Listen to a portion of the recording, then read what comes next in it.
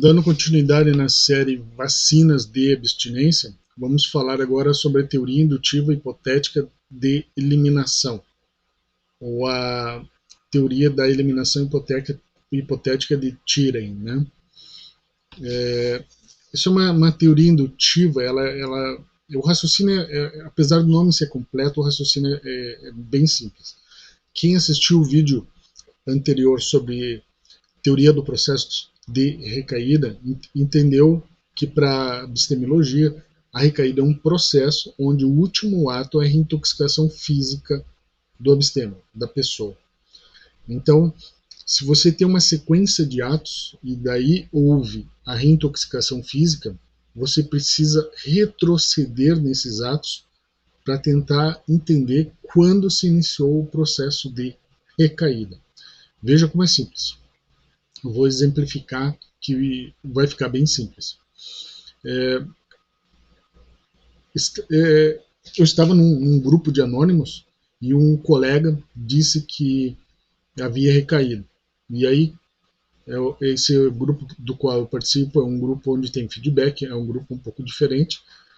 E nesse grupo, o colega, ao dizer que foi recaído, foi indagado para ele como que ocorreu essa recaída. Aí ele disse que havia participado do nosso grupo, saiu do grupo, caminhou algumas quadras, viu umas pessoas utilizando drogas, foi até elas, ofereceu dinheiro, comprou a droga e fez o uso.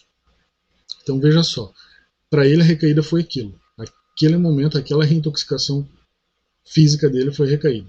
Né? Para a epistemologia, como a gente entende que ela é um processo, ali foi apenas a reintoxicação, foi o último ato de uma sequência de atos. Então a gente precisa indagar quando começou a recaída. Aí, nesse exemplo,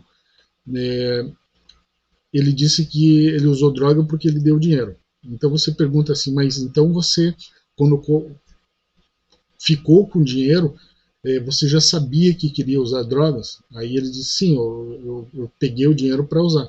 Mas veja só, quando ele colocou o dinheiro no bolso, ele já sabia que ele queria usar drogas. Então a recaída dele não foi naquele momento que ele usou, já tinha sido o momento anterior.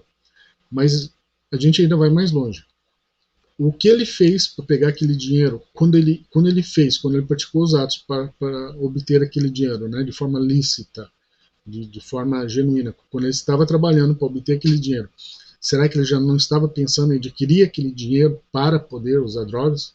Ou seja, ele não estava usando o trabalho como financiamento do seu uso de drogas?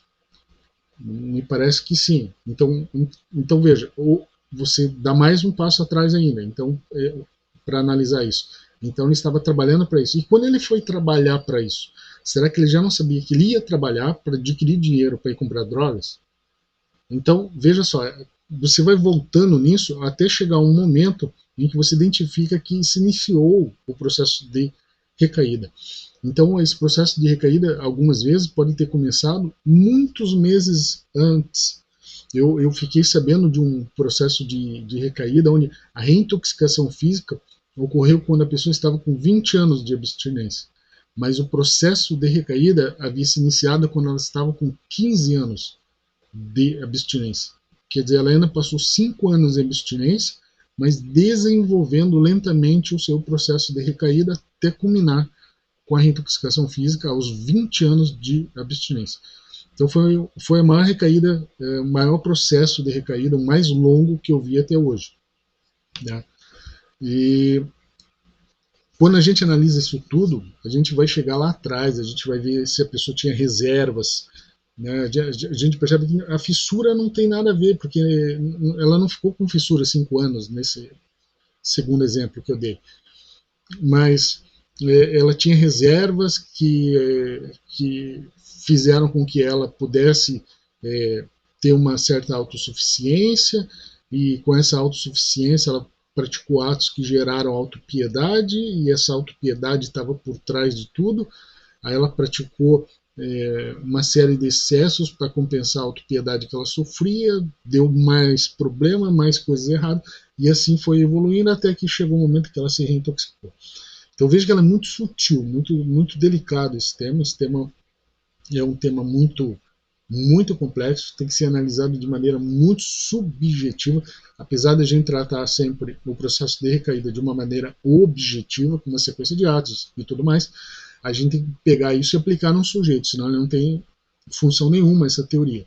Então, o interessante é essa aplicação prática dessa teoria. Então, ao aplicar essa teoria de uma forma prática, a gente analisa a subjetividade, a gente analisa o sujeito, a pessoa, e todo o desenvolvimento desse processo de recaída. Por quê? Porque se você simplesmente desintoxicar a pessoa, né, imagine, vamos fazer o raciocínio. Existe uma pirâmide de recaída, uma sequência de atos, o último ato foi a reintoxicação. Aí você vai lá e desintoxica essa pessoa. Todos os atos anteriores da pirâmide continuam. Eles não vão embora, certo? Você apenas desintoxicou. Aí agora ela está sendo usada. Mas e os atos anteriores? Se ela não fizesse autoenfrentamento, essa autopesquisa sobre esses atos, ela continua inserida dentro dessa pirâmide, dessa estrutura piramidal, dessa sequência concatenada de atos.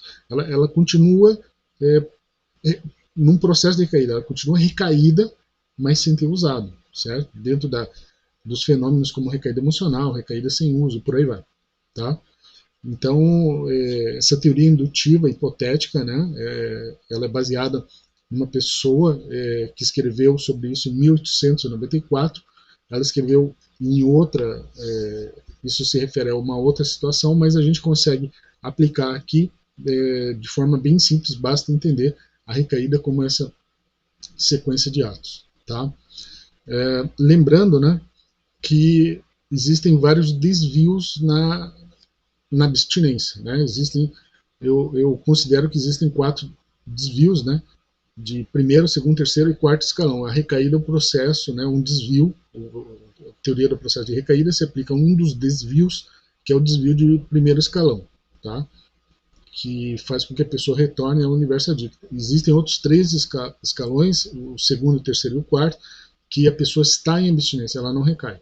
Ela continua em abstinência, mas uma abstinência desviante, uma conduta desviante.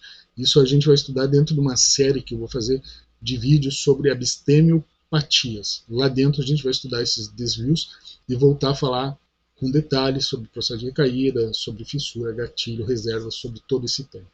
Tá bom?